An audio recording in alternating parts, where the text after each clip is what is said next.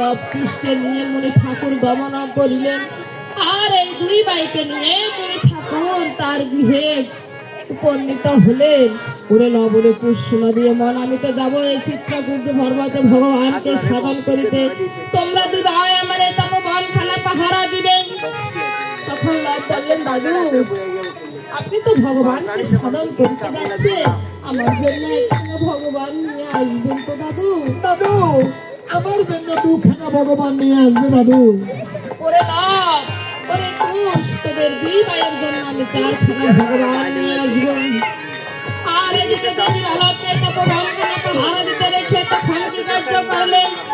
এই চিত্রকূট পর্বতে গেলেন মনে ঠাকুর ভগবানকে সাধন করিতে। এই তপবনখানা এই দুটি বালকে পাহারা দিতে লাগলেন। আর হঠাৎ করে একটি অশ্ব এই দুটি বাইয়ের নয়নে দেখলেন, কি সুন্দর, এমন কি সুন্দর তপবনখানা। এই তপবনে কি সুন্দর একটি অশ্ব দেখা যাচ্ছে। তখন এইদিকে এই যে অশ্বের সামনে গিয়ে দেখলেন অশ্বের কপালে লিখা আছেন, সূর্য বংশ দশরথ অজরানন্দন তার পুত্র শ্রীরাম লক্ষণ দিয়েছিলেন বন, পঞ্চবটী বলে থাকতো রামনারায়ণ, শূর্পণখার নাসিকা কাটিনে লক্ষণ, শূর্পণখার নাসিকা কাটিনে লক্ষণ। এই কারণে রামের সীতা হরিল রাবণ। এই যে সতীর পুত্র হইয়া গেলেন অশ্বনাথের দ্বারে, গাদা হইয়া জন্ম নিল গাদিনীর উদরে, গল্প করে অশ্ব করিবে বন্দন।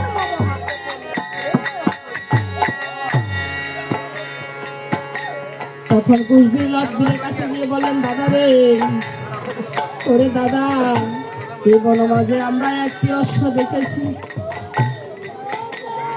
এই অশ্বের কপালে যে জয়পত্র লিখা আছে, সেই জয়পত্র অনুসারে যদি আমরা অশ্বটা বন্ধন না করি তাহলে আমাদের মাকে অসতী বলে ভূষিত করা হবে, আমাদেরকে বীর এই যে কাপুরুষ বলে আমাদেরকে ভূষিত করা হবে। আমরা তো হলাম দুজন দুগ্ধবৈশ্য বালক। এই যে দুগ্ধবৈশ্য দুটি বালক, আমরা কেমন করে এদিকে অশ্ব বন্ধন করবো? আর এদিকে তখন কুশবীর বললেন, দাদারে মা তো আসার সময় আমাদেরকে বলেছেন, ওরে বাবা তোমরা যদি কোনো বিপদে পড়ো তাহলে মাকে স্মরণ করিও।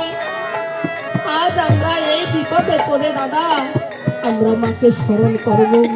আর এদিকে তখন কুশবীর কি কার্য করলেন? ওরে মা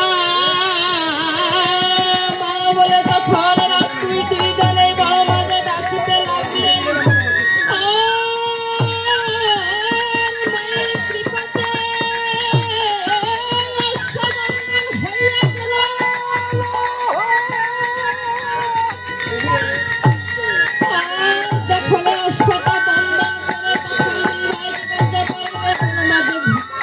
তারা দুই ভাই শুয়ে নিদ্রা গেলেন।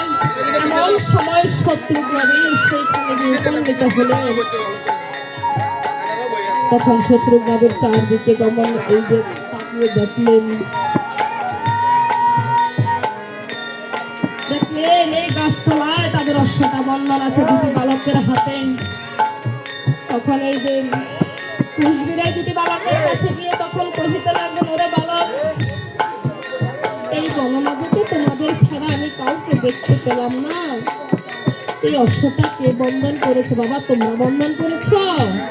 আরে আমরা দুই ভাই বন্ধন করেছি। বাবা রে, অশ্বটা তোমরা ছেড়ে দাও।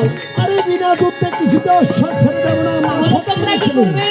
আরে আমরা যুদ্ধ করবো, ক্ষত্রিয়ের ছেলে আমরা। তোমরা যুদ্ধ শিখেছ? আর তাই কি আরো প্রয়োজন হলে তোমাকে শিখাইতে পারি। মিত্রগণ রণবাদ্য বাজাও এখন, এই বেকার যুদ্ধের স্বাদ মিঠিয়ে দেব এখন। ও বাবা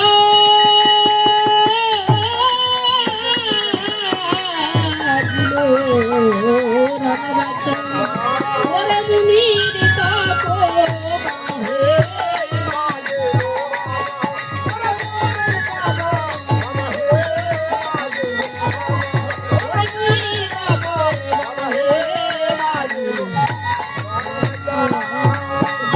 আজ এইদিকে শত্রুঘ্নের সাথে এই যে লবকুশ দুই মিলে সেখানে যুদ্ধ হলো। এই যে লবকুশে দুজনের হাতে শত্রুঘ্ন বিনোদন হইয়া দিল।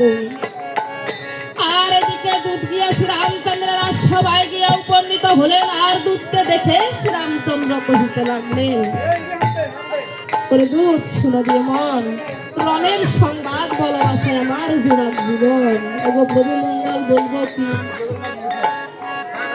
এই যে শত্রুঘ্ন বীর ছেড়ে গেল এই অযোধ্যায় অনন্দিন। আর এদিকে শ্রীরামচন্দ্র ভাইয়ের মৃত্যুর কথা শুনে ওরা কাঁদিতে লাগে।